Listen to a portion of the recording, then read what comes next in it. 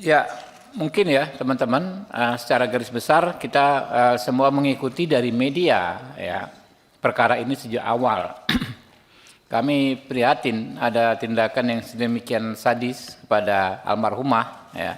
Dalam hal ini almarhumah Dini, dan sejak awal sebetulnya kami mengawal kasus ini agar diproses secara hukum. Ya, kami menghubungi mitra kami di kepolisian maupun kejaksaan agar bisa proses ini diproses secara hukum. Ya.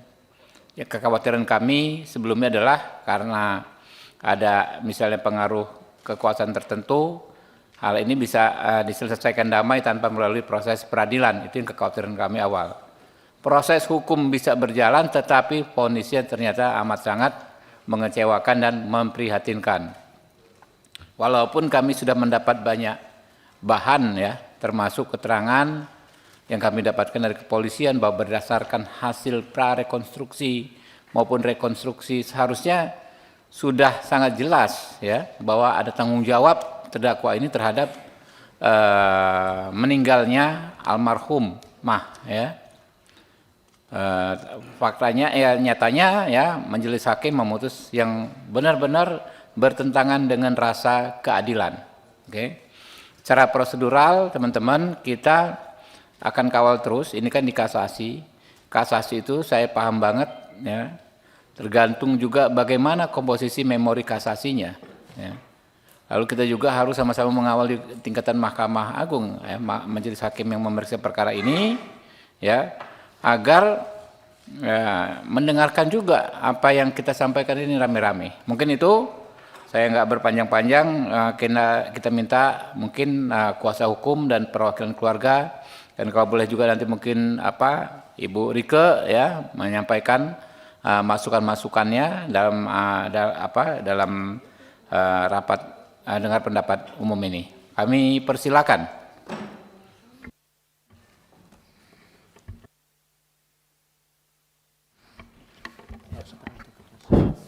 Terima kasih pimpinan rapat Bapak Habibur Rahman. Sebelumnya Assalamualaikum warahmatullahi wabarakatuh. Bismillahirrahmanirrahim. Selamat siang. Yang terhormat pimpinan Komisi 3 DPR RI Bapak Habibur Rahman, Bapak Ahmad Saroni, dan Bapak Ibu anggota Komisi 3 Dewan Perwakilan Rakyat Republik Indonesia. Izinkan perkenalkan saya Dimas Yamahura Alfarauq Esa bersama rekan saya Maigi Angga Kuswantoro. Kami dari Lembaga Bantuan Hukum Damar Indonesia yang berkedudukan di Sidoarjo, Bapak. Kebetulan kami mendapatkan amanah untuk mengawal, untuk mengadvokasi perkara dugaan tindak pembunuhan yang dialami oleh almarhum Dini Sera Afrianti. Mohon izin Bapak, jika diizinkan kami ingin menerangkan kronologis dari awal sampai dengan pemeriksaan di tingkat persidangan Bapak. Mulai dari bagaimana almarhum Dini itu menghubungi kami sampai dengan akhir. Jika diizinkan kami akan memberikan keterangan ya, Bapak. Pointer-pointernya aja Pak ya, supaya nggak terlalu lama ya, nanti pendalaman, karena kawan-kawan ini mau melakukan pendalaman semua. Ya, silakan. Iya. Terima kasih Bapak, saya lanjutkan. Izin pimpinan. Saya potong dulu. Kita ini di sini nggak lagi jelasin bahwa musik kronologis nggak penting. Kamu serahin bukti yang terjadi pada saat hasil otopsi. Sampaikan sama teman-teman di sini, kasih tahu. Itu yang akan kita mau bongkar, hasil otopsi yang menyebabkan yang bersangkutan sampai meninggal dunia, apa karena alkohol atau bukan?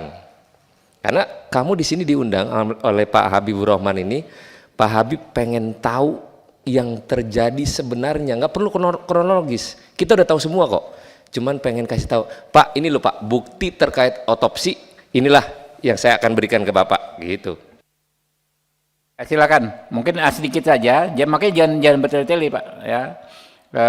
Pointer-pointer pentingnya, nah berikut otopsinya nih gitu loh. Ya yang meyakinkan, semakin meyakinkan bahwa memang dia ini harus bertanggung jawab orang ini nih, si siapa namanya terdakwa ini, dan harus dihukum. Ya. Ya. Baik Bapak, saya jelaskan pointer-pointernya. Jadi almarhum Dini Sera Afrianti ini berangkat dari apartemennya hanya dengan tersangka George Ronald Tanur menuju ke Black Hole KTV. Jadi fakta dari rekonstruksi peristiwa yang ada di dalam ruangan Black Hole itu memang sudah terjadi percekcokan dan tindakan penganiayaan, dan itu ada di bukti-bukti di rekonstruksi maupun juga diakui oleh tersangka tersendiri pada saat dilakukan rekonstruksi. Di sana sudah terjadi yang namanya penendangan dan pemukulan, Bapak. Kemudian itu berlanjut di lift. Pada saat di lift itu juga sudah terjadi pemukulan, yaitu pemukulan menggunakan botol Itu minuman. yang lift itu ada ya? Ada rekaman, kita pernah lihat, ada yang pernah lihat? Ada rekaman, ada pengakuan dari terdakwa dan ada saksi. Ada pengakuan memukul pakai botol itu Ada, ya? ada. Oke, lanjut.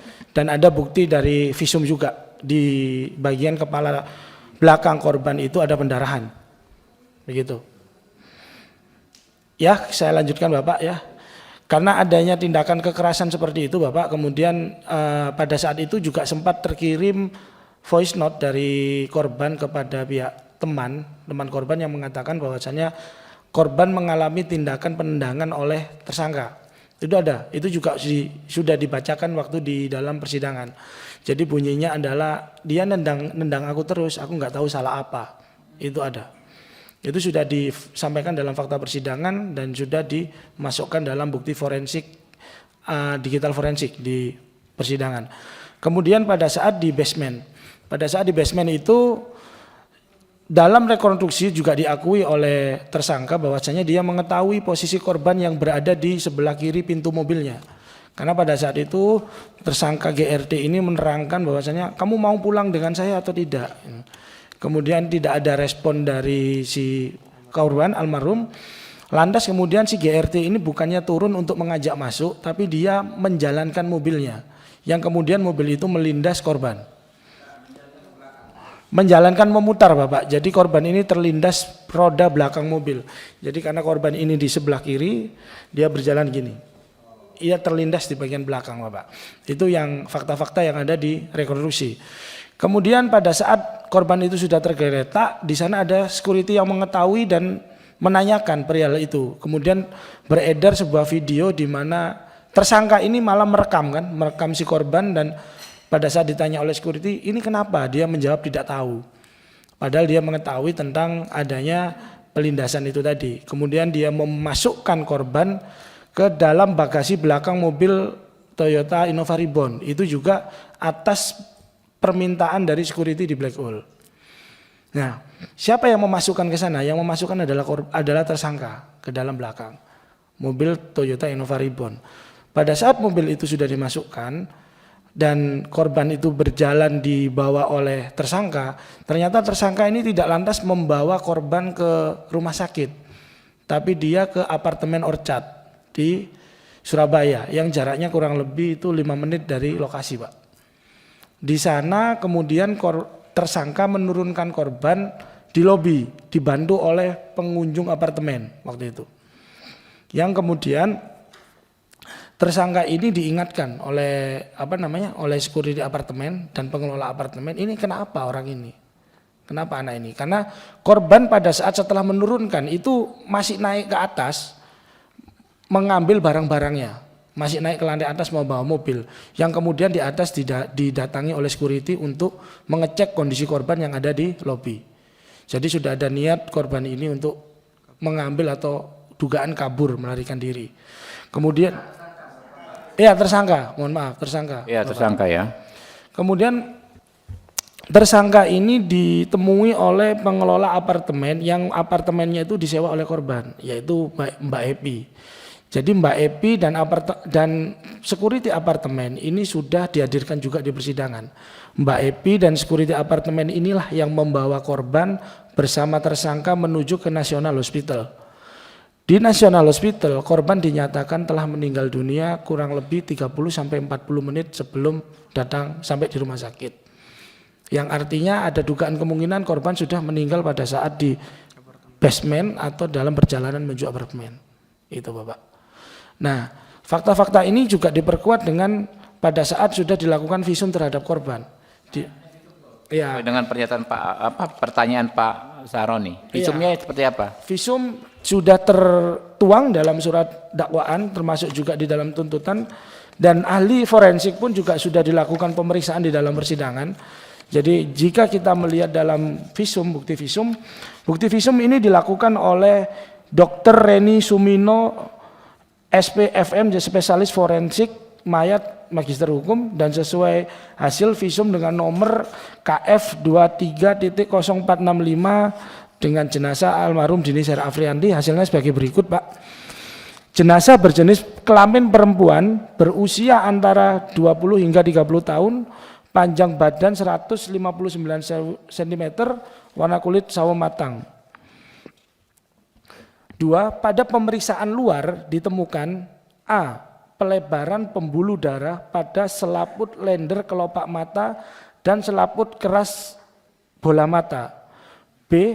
Bintik pendarahan pada selaput lender kelopak mata dan selaput keras bola mata. C. Kebiruan pada ujung-ujung jari dan kuku tangan kanan dan kiri. D. Pucat pada ujung jari-jari dan kuku kaki kanan dan kiri. Analisisnya, kelainan di atas lazim ditemukan pada mati lemas. E. Luka lecet pada dada, perut, lengan atas kiri, tungkai atas kanan dan kiri, tungkai bawah kiri akibat kekerasan benda tumpul. F. Luka memar pada kepala kiri, telinga kiri, leher, dada, perut, punggung, anggota gerak atas kanan, lengan atas kiri, dan tungkai atas kiri akibat kekerasan benda tumpul. Yang ketiga, pada pemeriksaan dalam ditemukan A. Pelebaran pembuluh darah pada otak, usus halus, usus besar akibat mati lemas. B. Resapan darah pada kulit bagian dalam kepala, resapan darah pada kulit bagian dalam leher, resapan darah pada otot dada, resapan darah pada tulang iga kedua, ketiga, keempat, dan kelima kanan. C. Luka memar pada bagian bawah paru dan hati akibat kekerasan benda tumpul. D. Luka robek pada hati akibat kekerasan benda tumpul. E. Pendarahan pada rongga perut kurang lebih 1.200 ml.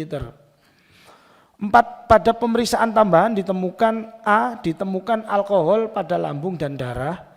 B. Pelebaran pembuluh darah pada otak besar, hati, ginjal kanan dan kiri.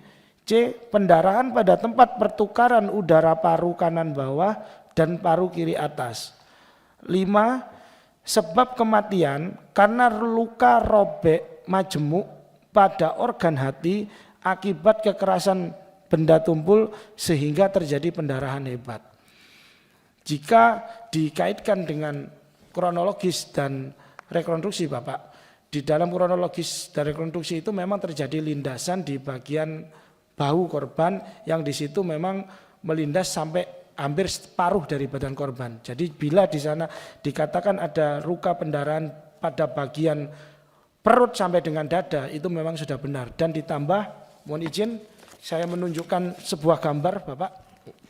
Sorry, itu di hasil visum itu adakah bahasa bahwa yang bersangkutan meninggal dikarenakan alkohol? Tadi sudah dijelaskan meninggal karena adanya pendarahan hebat majemuk di. Ya, I know. Maksudnya gini, hakim ini kan berlandaskan putusan yang dia putuskan karena mengakibatkan meninggal itu gara-gara alkohol. Ya. Itu yang saya kejar sebenarnya. Ya. Terusin. Ya. Lanjut. Ya. Jadi saya perjelas, Pak Ahmad Syaroni, jadi tidak ada identifikasi selama proses persidangan dan itu sudah ditanyakan juga oleh majelis hakim pada saat persidangan pemeriksaan ahli forensik, Bapak. Kebetulan saat itu saya hadir, jadi pada saat saya hadir sudah ditanyakan apakah ada kandungan alkohol di dalam tubuh korban. Ada. Apakah itu menyebabkan kematian? Ahli forensik mengatakan tidak menyebabkan kematian. Yang menyebabkan kematian adalah pendarahan hebat di perut, dada dan hati. Maafin brengsek. Jadi itu terus Bapak mohon izin jika dikatakan tadi apakah bukti dari yang menyebabkan kekerasan benda tumpul, di bagian lengan korban itu ada bekas ban dari mobil kendaraan tersangka. Ini Bapak. Ini ada bekas ban. Ya. Ya. Jadi itu Nggak Pak. bisa di ini ya, nggak ada PDF-nya ya? Ada Bapak. Udah kasih. Di ini ditampilkan aja.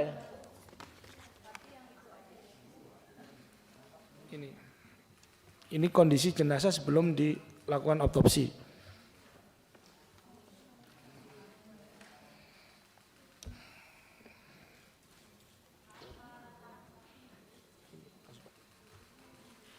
Ya panitia nggak ada tuh. Nah, nggak bisa digedein tuh. Ya, Itu ya, iya, bekas Pak. ban ya. Bekas ban. Astagfirullahaladzim. Ya Allah. Biadab banget ini. Itu bekas roda ban itu mobil. Iya, itu Pak, bekas ban. Berat bannya merek Continental itu Pak.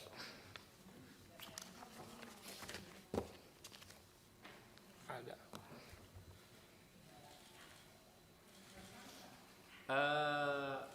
Itu security diperiksa juga nggak? Udah pernah dihadirkan saksi? Iya, semua security dan saksi-saksi berkaitan dengan perkara ini sudah dihadirkan Bapak. Oke. Jelas bahwa hakim membrengsek. Lanjut. Ya, baik Bapak. Dan kemudian yang menjadi catatan bagi kami dalam proses persidangan itu ada beberapa sikap-sikap dari hakim yang menurut saya tidak memberikan keleluasaan bagi saksi untuk menyampaikan apa yang dilihat dan apa yang dialami dan diketahui oleh saksi. Oke. Apa pointernya ini ya? Iya, Pak. Tolong sekretariat, bos, sekretariat ya. Nah ini menjadi pointer kita sampaikan langsung ke KY, jadi bahan pemeriksaan KY dengan Bawas. Ya, nanti bikin surat khusus ke KY. Tadi sorry, yang sebelumnya, slide sebelumnya mana tadi? Bukan tadi pointer yang Mas sebutkan tadi. Apa ya Mas dibacain aja Mas, sikap-sikap hakim yang ini. Iya, mohon izin Bapak.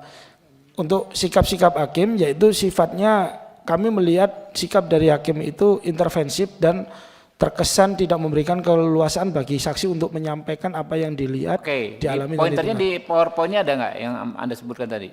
Ada? Tidak ada Pak, kami tidak menyebutkan di sana Pak. Cuma sudah kami lampirkan dalam laporan kami di KY Bapak. Oke. Nah ya ini laporannya aja teman-teman ya. Minta tolong KY proaktif ya, sekretariat ya, bikin surat ya. Ya. Iya, dan kembali lagi Bapak saya sampaikan jika dikatakan apa contohnya, jadi pada saat ahli forensik itu menyampaikan bahwasannya adanya kematian akibat pendarahan hebat dari perut, hati, dan dada, hakim sempat menanyakan kepada ahli forensik pertanyaan yang tidak sesuai dengan substansi keahlian dari ahli Pak. Di mana dia menanyakan, tahu dari mana kamu kalau itu meninggal karena dilindas mobil. Padahal tidak ada keterangan ahli yang menjelaskan tentang itu. Dan kemudian ada lagi Pak sikap dari hakim yang menurut saya tidak pro atau tidak berpihak kepada kebenaran untuk melindungi hak-hak dari almarhum Pak. Contohnya adalah pada saat saksi LPSK dilakukan pemeriksaan, di mana hakim sempat keberatan JPU menghadirkan LPSK sebagai saksi, padahal LPSK ingin menjelaskan tentang kewajiban daripada tersangka untuk menyampaikan restitusi. Dan restitusi tersebut sudah dimasukkan di dalam tuntutan. Dan pada saat itu hakim menyatakan, tahu dari mana kamu kalau tersangka yang melakukan pembunuhan? Kita belum tahu ini. Jadi buat apa kamu memberikan ini? Itu nanti aja. Begitu Pak. Itu yang disampaikan oleh hakim di dalam persidangan dan pada saat itu saya hadir di ruang sidang. Itu. Kemudian yang terakhir Bapak adalah tentang pelaksanaan putusan dari Majelis Hakim di Pengadilan Negeri Surabaya. Putusan harusnya dibacakan pada tanggal 22 Juli 2024 hari Senin Bapak. Itu setelah ada waktu 14 hari sejak pledoi dibacakan oleh pihak kuasa hukum dari tersangka. Namun anehnya pada tanggal 22 Juli 2024 yang seharusnya sudah dijadwalkan pembacaan putusan, putusan tersebut ditunda dan baru dibacakan pada hari Rabu tanggal 24 Juli 2024 dengan menyatakan bahwasannya tersangka ini bebas dari segala tuntutan. Inilah yang menurut saya menjadi catatan-catatan kejanggalan-kejanggalan dari pertimbangan dan proses pemutusan hakim sampai dengan tersangka GRT ini dinyatakan bebas. Demikian Pak kiranya. Terima kasih. Assalamualaikum warahmatullahi wabarakatuh. Tambahan, Ibu Rika ada tambahan? Dikit. Assalamualaikum warahmatullahi wabarakatuh. Salam sejahtera untuk kita semua, Om Swastiastu, Namo Buddhaya, salam kebajikan rahayu. Yang kami hormati pimpinan dan anggota Komisi 3 DPR RI, sebelumnya kami haturkan beribu terima kasih karena responnya yang cukup cepat. Kami juga mengikuti di berbagai media massa. Hari ini saya datang bersama Aliansi Justice for Dini Sera. Di sebelah saya adalah Ibu Nia Syarifuddin dari ANBTI juga. Kita gabungan dari berbagai organisasi masyarakat, khususnya pimpinan ini berdua saya lihat begitu ketat mengawal kasus ini, dan atas nama keluarga kami mengucapkan terima kasih. Tadi kebetulan pukul 9.30 kami diterima oleh pimpinan Komisi Yudisial untuk mengajukan laporan secara resmi, dan laporan diterima dengan nomor laporan 0566-7 Romawi garing 2024 garing 1, lengkap dengan beberapa hal yang telah disampaikan oleh pihak kuasa hukum. Dalam kesempatan ini tentu saja kami sangat berharap bahwa Komisi 3 DPR RI dapat memberikan dukungan hingga pada proses kasasi di Mahkamah Agung. Oleh karena itu tadi disampaikan bahwa KY hanya bergerak pada wilayah etika murni dan telah dibentuk langsung 2 tim investigasi dan tim pengawas hakim begitu. Namun demikian yang akan diputuskan hanya sekedar rekomendasi kepada Mahkamah Agung, dan Mahkamah Agung kami harapkan juga membentuk tim di badan pengawas hakimnya di Mahkamah Agung, sehingga kemudian jangan sampai terjadi antara pandangan Mahkamah Agung dengan pandangan KY ini terjadi kontradiksi. Pak Habib lebih paham dari saya. Nah, yang juga ingin kami sampaikan adalah tentu dukungan karena baik KY, Mahkamah Agung, dan semua institusi hukum adalah mitra Komisi 3. Hal yang juga menurut kami penting adalah perlindungan bagi keluarga, saksi, dan korban dari LPSK.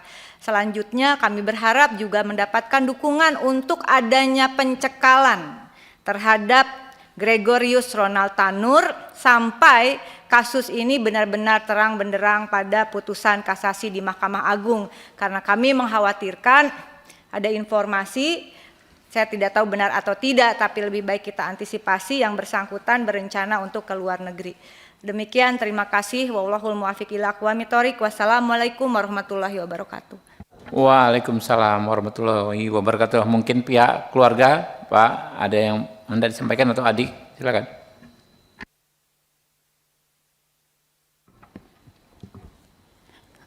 Assalamualaikum warahmatullahi wabarakatuh.